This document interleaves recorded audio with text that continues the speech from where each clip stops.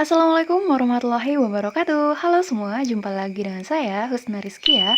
Kali ini saya akan memberikan jawaban ya dari teman-teman yang banyak sekali mempertanyakan tentang sertifikat kompetensi di penerimaan calon CPNS Kementerian Kesehatan tahun 2021, dan kebanyakan itu tentang sertifikat kompetensi. Nah, sebenarnya buat teman-teman yang bingung nih, gimana sih, boleh nggak daftar di CPNS Kemenkes kalau nggak punya sertifikat kompetensi? Wajib nggak sih? Kalau misalnya nggak mengupload, apakah nanti mempengaruhi hasil seleksi administrasi kayak gitu ya?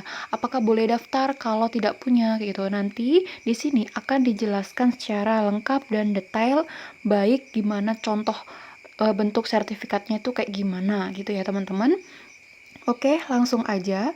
Jadi di sini udah dijelaskan ya. Jadi bagi pelamar yang memiliki sertifikat kompetensi yang diperoleh melalui pelaksanaan tugas sesuai jabatan yang dilamar, sampai ditebeli ya teman-teman, mengunggah hasil scan asli sertifikat pelaksanaan tugas sesuai kompetensi yang dimaksud yang menunjukkan jangka waktu pelaksanaan tugas sesuai kompetensi.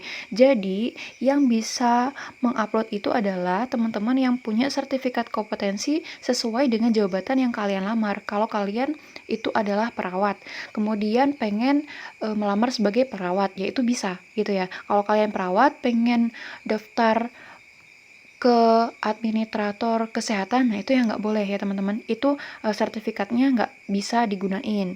Nah, kemudian yang kedua, sertifikat kompetensi yang dimaksud itu tidak bersifat wajib, namun menjadi materi dalam seleksi kompetensi bidang atau SKB ya, sebagai uji penambahan nilai dari sertifikat kompetensi. Nah, di pengumuman sebelumnya itu kan sudah ada ya teman-teman, bahwa untuk SKB itu penambahan nilai sertifikat kompetensi adalah 15%. Jadi kalau teman-teman tidak mengupload, ya tidak apa. Nah, kalau ada kemudian mengupload, nah itu tambahan nilainya adalah 15% gitu. Nah, pengaruhnya itu adalah di seleksi kompetensi bidang, bukan di seleksi administrasi. Seperti itu. Yang ketiga, sertifikat kompetensi yang diperoleh melalui pelaksanaan tugas sesuai jabatan yang dilamar itu, selain Kementerian Kesehatan, bisa melalui yayasan, swasta, kementerian lain, lembaga, pemerintah daerah, TNI, atau Polri, dengan sekurang-kurangnya telah melaksanakan tugas selama 1 tahun. Ini ya, 1 tahun. Dan dapat mengunggah hasil scan asli sertifikat yang ditandatangani pimpinan instansi atau satuan kerja terkait. Misalnya nih, ini dijelasin ya. Pertama, pelamar yang memiliki sertifikat kompetensi dari pelaksanaan tugas sebagai perawat di RSUD atau puskesmas ya. Jadi ini kan di pemerintah daerah ya. Jika dalam seleksi CPNS yang bersangkutan melamar sebagai perawat, maka bersangkutan dapat mengunggah hasil scan aslinya yang menyatakan bahwa dia itu adalah perawat dari RSUD atau puskesmas dan mencantumkan jangka waktu pelaksanaan tugas tersebut dan ditandatangani oleh direktur RSUD atau kepala puskesmasnya. Oke. Yang kedua nih, dikasih contoh lagi.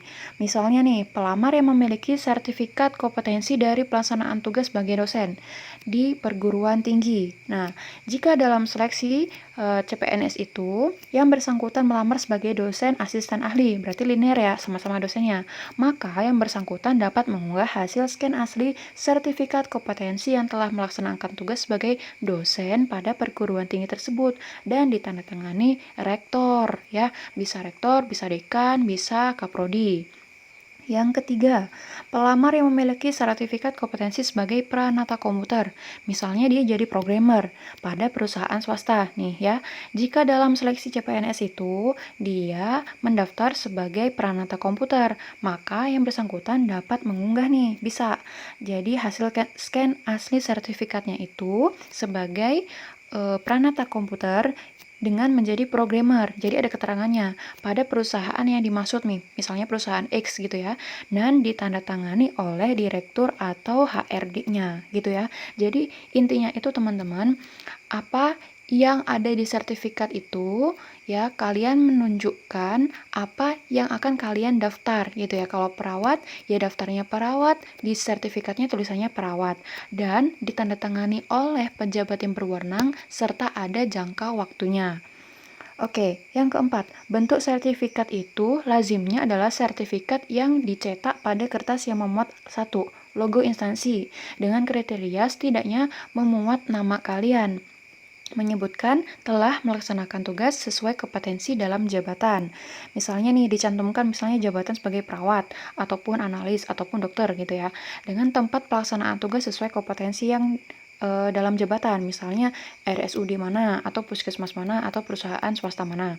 Jangka waktu pelaksanaan tugas sesuai kompetensi dalam jabatan dicantumkan terhitung dari tanggal berapa sampai tanggal berapa gitu ya. Itu nanti kan jelas nih setahun atau 2 tahun gitu ya, dan ditandatangani oleh pimpinan instansi serta disahkan oleh stempel. Ini ya, ada stempelnya.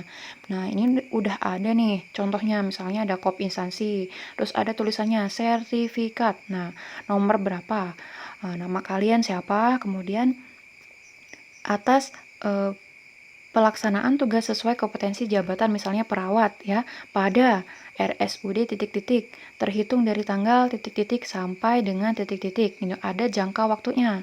Nah, kemudian ada tanda tangan dari direktur ataupun pejabat yang berwenang dan ada nama jelasnya dan ada stempelnya. Nah, misalnya nih ini ada contoh dari sertifikat saya nih ya yang dari Nusantara Sehat nih. Jadi ada tulisannya sertifikat diberikan kepada Husna Rizkia gitu ya, telah melaksanakan tugas sesuai kompetensi dalam jabatan bidan sebagai tenaga kesehatan penugasan khusus gitu ya, berbasis tim pada puskesmas titik-titik ya, jadi ada tempatnya.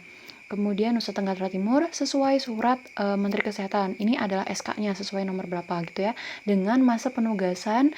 Nah, ini ada tanggalnya dari 1 November 2015 sampai 31 Oktober 2017. Kemudian ada tanda tangan dan juga stempel dari pejabat berwenang. Di sini adalah kepala pusrenggunnya. Nah, ada tanda tangan dan juga stempel ya, teman-teman. Nah, ini contohnya. Kemudian, bagi pelamar yang telah mengunggah sertifikat kompetensi nih, udah terlanjur mengunggah, tapi belum sesuai dengan ketentuan. Gimana nih, bisa nggak? Nah, kalian itu bisa memperbaiki dokumen tersebut saat nanti kalian udah lolos SKB ya. Jadi, pada saat nih, kalian udah lulus SKD, terus tiba-tiba kalian, aduh nggak sesuai nih sertifikatku gitu. Kalian bisa mengunggah lagi sesuai dengan yang dicontohkan kayak gini pada saat kalian sebelum tes SKB berlangsung ya gitu. Jadi perbaikan berkas yang dimaksud itu hanya berlaku bagi pelamar yang terlanjur mengunggah sebelum pengumuman penjelasan ini ditayangkan. Jadi pengumuman ini itu ditayangkan tanggal 9 Juli ya. Jadi misalnya kalau kalian udah daftar dari tanggal 1 sampai tanggal 9. Nah, udah terlanjur, nah itu kalian bisa, kalau udah dari tanggal 9 ke atas itu 9 Juli ke atas, nah itu udah nggak bisa lagi. Nah, itu teman-teman penjelasan dari sertifikat kompetensi. Semoga bisa mencerahkan dari teman-teman ya.